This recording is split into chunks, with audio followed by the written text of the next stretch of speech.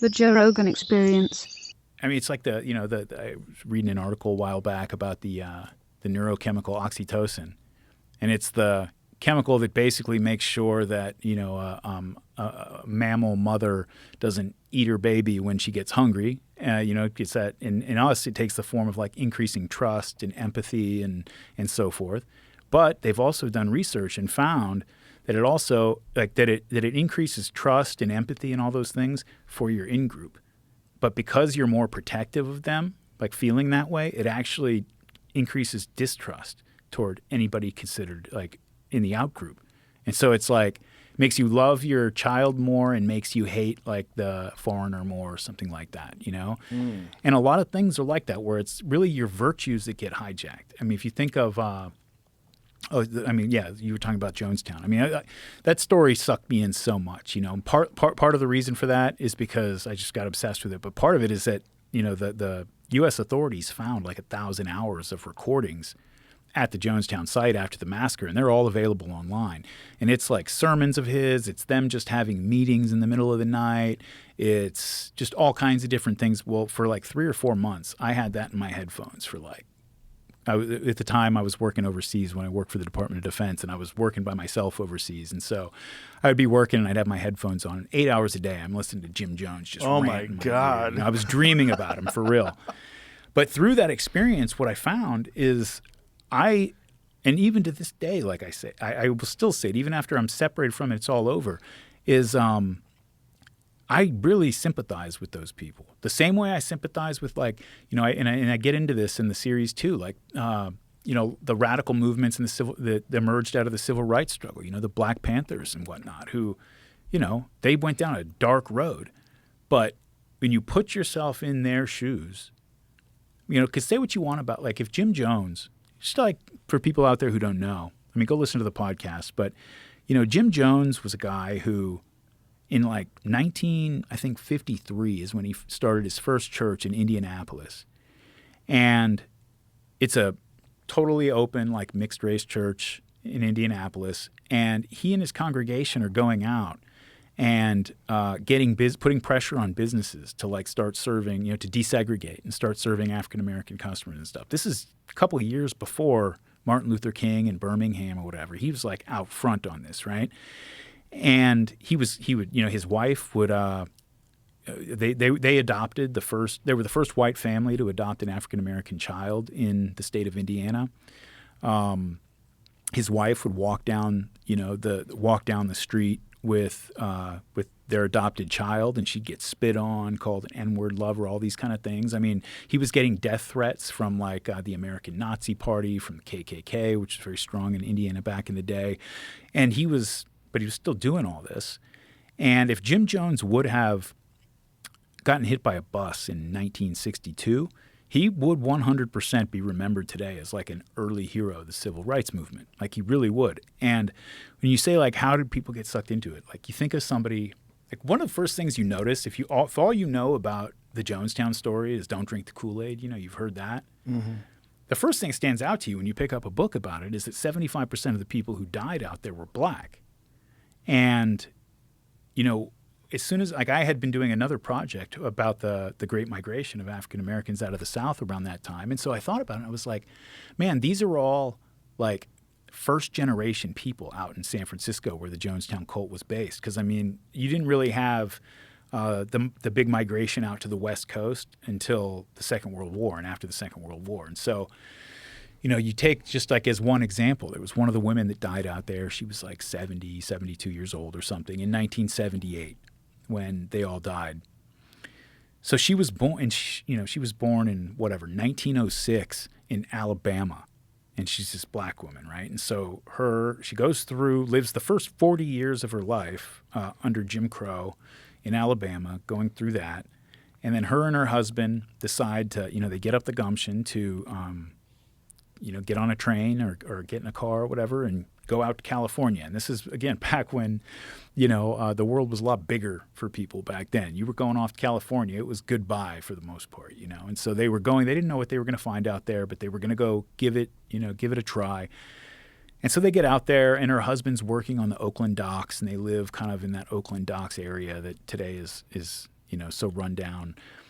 He dies early just from overwork and like everything else. And she's there now in her little stoop, front porch house, street side house, living by herself in a neighborhood that is just completely falling apart. And you got drugs and you got gangs, and like she gets, harassed when she walks down the steps and all these kind of things. And so this is her life now. It's like arguably, I mean, I wouldn't even say arguably, like other than just the indignity of being told you can't drink out of that drinking fountain or something, her life was actually more comfortable in Alabama under Jim Crow than it's become in this Oakland ghetto. She's safer. She's lives, at least over there, she lived in a place that was a community. It was, a group of people that knew her since she was a kid, and she lived among them. Over here, she's completely alone. She has nobody. Her whole experience of her whole life with white Americans has been virtually unanimously negative. At the very least, like, if not abusive or something, it's been like condescending, And somebody tells her, somebody that she knows from somewhere says, hey, you got to come check out this new church that I'm going to. It's called the People's Temple. Come on down. There's this guy, Jim Jones. He's amazing. And so she goes down there, and what she finds is a group of people.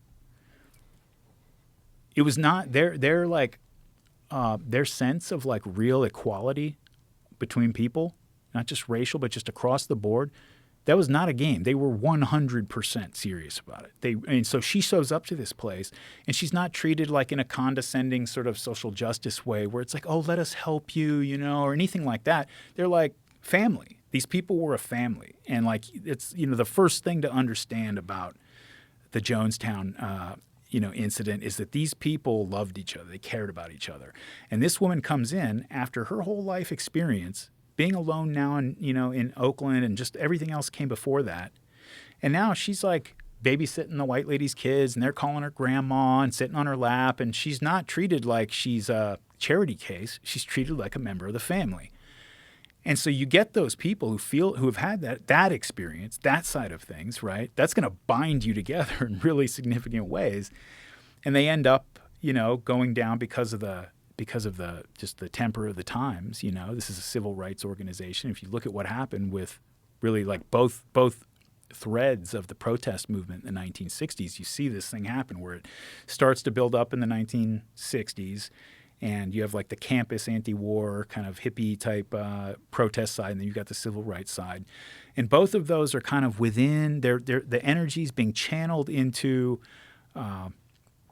into outlets that they're not antisocial. You know what I mean? Like you got Martin Luther King like leading a movement, telling the people basically like it's an American civil rights movement. It's not a he's telling them we're not getting the rights we deserve as Americans, and that's what we want. You had guys like Malcolm X who didn't think of it that way. They thought we're an African diaspora and we're a people and we need to like focus on that. But as long as Martin Luther King was alive, he had the moral weight within the movement to sort of fend off the emerging black power elements and stuff that were coming in.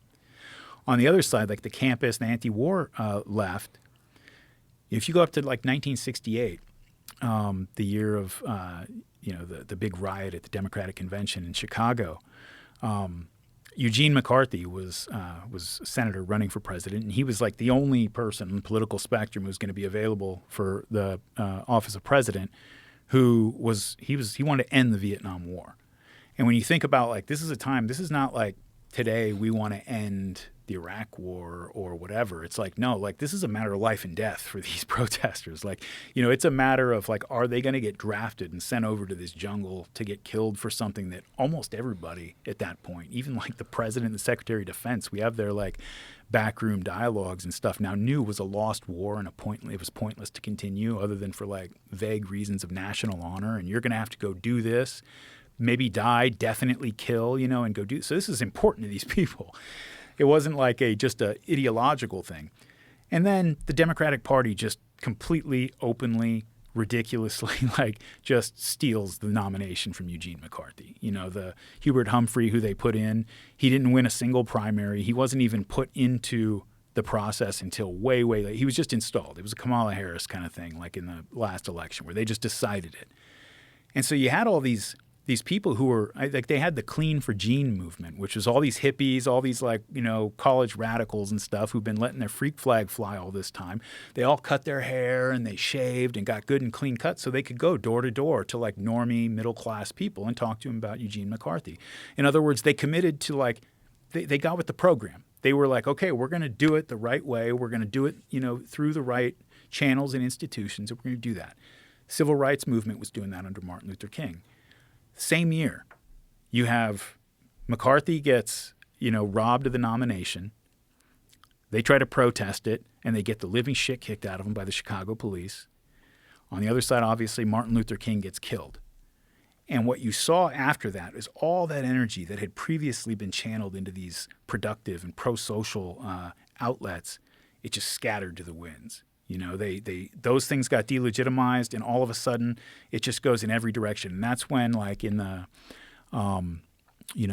starting really in like 1969, that's when the Weathermen came about. Like Weathermen came about like after most of the stuff we associate with the 60s. But then into the early 70s, you just see this massive proliferation of cults and violent radical movements. You had like an offshoot of the Black Panthers out of New York called the Black Liberation Army, and they were just hunting down cops and killing them. Dozens of cops across the country they just hunted down and killed. You had just truly insane groups like the Symbionese Liberation Army. They were like just led by a guy who was like legitimately mentally ill, had been in and out of institutions, and he went to like one of the like bitter clinger, like last holdout sort of radical enclaves in Berkeley, and found a bunch of lesbians there who were like radical feminist lesbians and got them to follow him. They're the ones that kidnapped Patty Hearst and, got her going and everything. And Jonestown, like the reason there's such an interesting story to tell, like, and this is really like the angle I took on it, is they're a microcosm of the whole movement. In the mid-50s, they're idealistic. They're in it for the right reasons. They truly believe in what they're doing. They encounter resistance, from political resistance, social resistance, and as that resistance stiffens and then gets really serious, when you've got people coming into the church who worked for a Modesto TV station telling them that, hey, I'm coming to you because I was just approached by the FBI asking me to come spy on you. So I don't know what's up there, but you must be doing something right. So he joined them, You got that kind of stuff going on. And these people get radicalized, and then they turn violent and, out of paranoia, and drugs was a big part of it. They lose their shit, What drugs are they doing? Well, the drugs were not they were still done sometimes, but like they weren't really technically allowed for like the members themselves. But Jim Jones he was basically, for the last 10 years of his life, it was amphetamines when you get up, barbiturates to go to sleep. And it was every day for 10 years. And, which is not the best for perspective. No. And it's like, that's the thing with Adolf Hitler too. Yeah. You keep yourself going that way. And, somebody who I had read a little bit about the effects because of the Jonestown story, I read a fair amount about the effects of long-term amphetamine use, the paranoia and mania that it can result. And so as I was getting up to the last episode, I asked one of my buddies, he was a police officer in SoCal, if he had any like ways, if he could figure out, get me some like police reports that were incidents where there was like usually like a husband and father who had taken his family hostage, and specifically if he was like hopped up on methamphetamines, that resulted in a murder-suicide. And he got me a big stack of these things. I don't know where he got them or if he was supposed to, but like he got these for me, and I was able to read through them. And about half of them, they ended in a murder-suicide. The other half, like some of them, the guy got shot by the cops. Some of them he gave up, but about half of them ended in murder-suicide. And as I just read through these, just again and again and again, I mean, it became very obvious. Like, this is what happened, except at a larger scale in Jonestown. It's hard for people to kind of accept when you're talking about somebody like Jim Jones, who was like a raving lunatic by the end, but he loved his people. Like, he actually did. And people say, well, if he loved them, that's not possible. How could he do that? Those are people who have never been around like domestic violence before. It's very complicated. You can have husbands who are absolute monsters to their children and their wife, but they still love them. And it's weird. And like they have like an emotion, like a serious emotional crisis if they leave or something, and like it's very complicated.